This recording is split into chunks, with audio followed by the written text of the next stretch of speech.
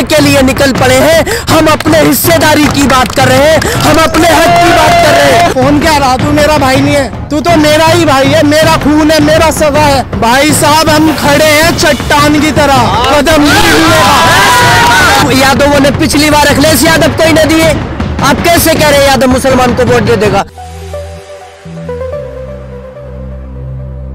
नमस्कार, आप देख रहे हैं सोशल न्यूज। लगातार हम आपको दिखा रहे हैं कि ओवैसी की रैली कहां कहां हो रही है। बात की जाए उत्तर प्रदेश चुनाव की तो इस समय हर पार्टी मैदान में आ चुकी है। अगर बात करें बीजेपी की, अमित शाह ने अभी हाल ही में रैली की, उसमें उन्होंने साफ कर दिया कि इस बार अगर उत्तर प्रदेश में चुनाव में बीजेपी पार्टी जीतती है तो 2024 में नरेंद्र मोदी कहीं ना कहीं जीत हासिल करेंगे। फिलहाल यहाँ पे हम खड़े हुए सहारनपुर में, यहाँ की जनता से बात करेंगे, जानेंगे कि ये किस तरीके से इस चुनाव को देख रहे हैं। हिस्सेदारी की आप लोग हमेशा बात करते रहे, किस तरीके की हिस्सेदारी चाहिए आप लोगों को? देखिए, हिस्सेदारी ये है, तेलंगाना के अंदर हम 11% है और हमारे 7 विधायक है। अगर आप वहाँ उठा के देखेंगे तो 12% आरक्षण मुसलमानों को वहाँ पे मिलता है। यहाँ पे हम 22% है और आरक्षण की स्थिति देखेंगे 1.6 है। तो कहीं ना कहीं कुछ ना कुछ तो कमी है जो यहाँ पे 1.6 है, और तेलंगाना के अंदर 11% होते हुए भी वहाँ 12% आरक्षण मिल रहा है। तो कुछ ना कुछ तो कमी है। कमी यह है कि हमारी यहाँ पे क़यादत नहीं है, हमारी लीडरशिप नहीं है यहाँ पे, और हमें अपनी लीडरशिप को यहाँ मजबूत बनाना है।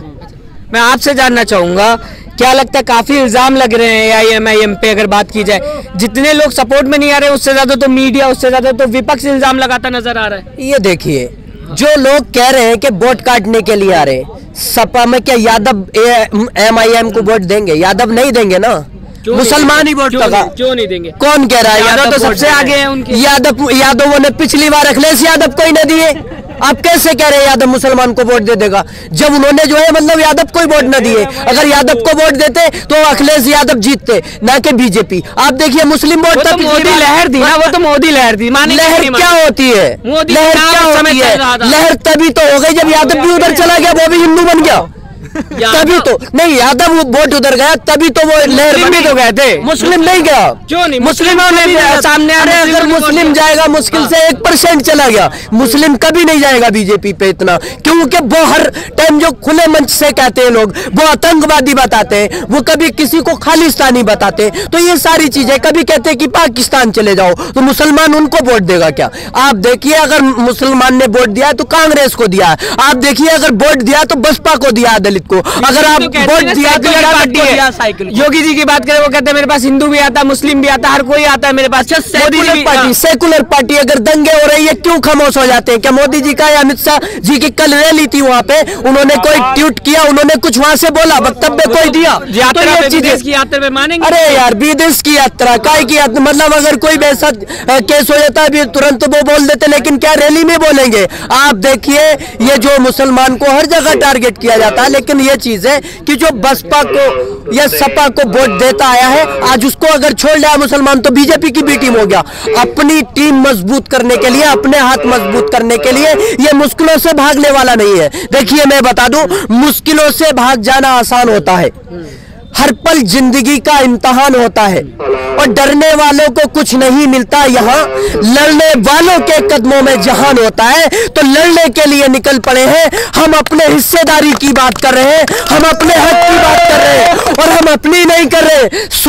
शोषित वांछित समाज सम्मेलन हमने रखा है इसका नाम। जो भी दबे कुचले मजलूम है, जिन पर जुल्म हो रहा है, वो हमारे साथ आए, हमारे पीछे आए। हम उनकी आवाज बनकर खड़े होंगे, हम उनके अधिकार की बात करेंगे, हम संविधान को लेकर चलेंगे। अच्छा, आप बात कर रहे हैं, अभी इन्होंने बोला लड़ने की बारी आ गई, तो क्या लड़ाई हो रही है यहाँ पे 2022 चुनाव को लेके? देखिए, लड़ाई तो जंग में होती है। ये लड़ाई आज जो है, आज ये मुस्लिम कह रहे हैं कि जंग हो रही है पूरी, ये पूरे मुल्क की लड़ाई है। इसमें कोई एक मुसलमान, एक जाति, एक वर्ग, एक धर्म, एक मजहब, एक इंसान के ऊपर कोई नहीं। किससे लड़ाई है आप लोगों की? ये जंग है नफरत फैलाने वालों के खिलाफ। बहुत खूब।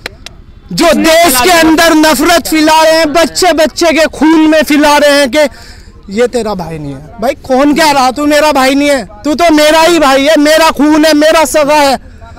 हमें ये सिखाना है अपने देश को, ये वतन एक है, और यहाँ एक रहकर जीना है हमें, अनेक में नहीं बदलना। यानी अगर बात की जाए समाजवादी पार्टी की, तो वो भी तो एकता की बात कर रही है। वो कह रही है हमारे साथ हिंदू है, मुस्लिम है, सारी चीजें लेके चल रहे हैं, तो उस तरफ क्यों नहीं जा रहे मुसलमान? हम तो गए थे भाई साहब, 18% की बात की थी। अरे मैं कहता हूँ 18 का अद्धा ही दे दो गरीब आदमियों को। वो तो 18 का अद्धा देने के लिए भी राजी ना हुए, और इस बार पहले ही क्या बोल दिया मैनिफेस्टो में कि भाई साहब हम मुसलमानों को ई रिक्शा देंगे। अरे यार हम इतने गिर गए, मतलब हम तुम्हारे नजरों में इतने गिर गए, हमारी वैल्यू इतनी है ई रिक्शा की। कहीं बिजनेस तो मतलब हमने आपको दिलों में बिठाया और आप हमें ई रिक्शा में बिठाओगे। ई रिक्शा में? अरे भाई साहब हमारे नाम की नौकरियां नहीं है, हमारे नाम का आरक्षण नहीं है, हमारे बच्चों के लिए एजुकेशन नहीं है। वो क्या सड़कों पे चाय बेच के प्रधानमंत्री बन सकते हैं, तो अब अगर रिक्शा कोई दे रहा है तो वो भी तो रोजगार में ही आ रहे हैं ना। तो भाई साहब बड़े तल्ला रोजगार बोलते हैं वो। सुनो तो अगर 18% आरक्षण में हम थे, मोदी नहीं था। 18% आरक्षण हमने मांगा था, मोदी ने नहीं मांगा था। तो हमें तो नहीं दिया, मोदी को दे रखा था, वो प्रधानमंत्री बना दिया। अब हमें दे दो। हमारे साहब खड़े, नाम नहीं लेता मैं, सर बुलाता हूँ, सिर्फ नाम नहीं लेता मैं, इज्जत है अपनी दिलों में। बोला जाता है, विपक्ष बोलता है भड़काओ स्पीच देते, भड़काते हैं लोगों को, क्या कहना चाहेंगे आप? मैं गारंटेड बोल रहा, मैं बचपन से आज तक सिर्फ स्पीच सुनना मेरा सबसे फेवरेट रहा है कि जिसकी भी स्पीच मिलती थी मैं स्पीच सुनता था, मूवी छोड़ देता। इनसे बेहतर स्पीच मुझे आज तक लगी नहीं। बिल्कुल बिल्कुल। मैंने एजुकेशन फील्ड में देखी, एजुकेशन फील्ड में देखी, राजनीति में देखी, स्पोर्ट में देखी, लेकिन किसी की भी स्पीच मुझे इतनी अच्छी नहीं लगी जितनी ओवैसी सर की है। अमित शाह ने भी कभी कल बोला है जाके, यूपी चुनाव को लेके उन्होंने शुरुआत कर दी। अमित शाह ने क्या कहना चाहेंगे? सुना था आपने उनकी स्पीच? सर देखो, पढ़े लिखों को जब पढ़ाई लिखाई से हटा दोगे तो क्या देखेंगे? हमें तो हमारी पढ़ाई तो हटा दिया, लिखाई तो हटा दिया। अपने फ्यूचर के लिए आज तक एक बार भी किसी से पंगा तक नहीं किया मैंने पूरी लाइफ में। शरीर देखो मेरा, हाथ उठा दूं धरती तो उठा दूं, सिर्फ फ्यूचर के लिए। उसने मेरे फ्यूचर की बैंड बजा दी। किसने बजा दिया? बचा, अरे सारे देश के नौजवान बच्चों के फ्यूचर की बैंड बजा दी, सबका फ्यूचर ब्लैंक कर दिया। अब बताओ किसके पास जॉब है? जॉब है तो इस बार मान लिया जाए आप AIMIM की तरफ जा रहे हैं। भाई साहब हम खड़े हैं चट्टान की तरह, कदम नहीं हिलने का। खड़े हैं चट्टान की तरह, कदम नहीं हिलने का। जो छोटे छोटे पत्थर इधर उधर रेंग रहे ना, वो भी आकर चट्टान से टकरा कर रुकने वाले। राजभर की बात की, पार्टी बदल ली उन्होंने, आप कह रहे हैं कि हम खड़े हुए। सुनो जी बड़े मियां, एक बात बताओ, आप जब तरक्की कर रहे हो 2-4 बंदे आपके पास ऐसे जरूर आवेंगे जो आपका कैरियर बिगाड़ दें। भाई वो देख ले उधर चल रहे हैं, उधर घूमने चल रहे हैं। मैं खुली कहेंगे, मैं नहीं डरता किसी से, साफ सुथरी बात है। अब मुझे ही देख लो, मुझे 5 कहेंगे भाई लड़की में चल रही, मैं तो नहीं जा रहा, मुझे तो स्टेट जाना है।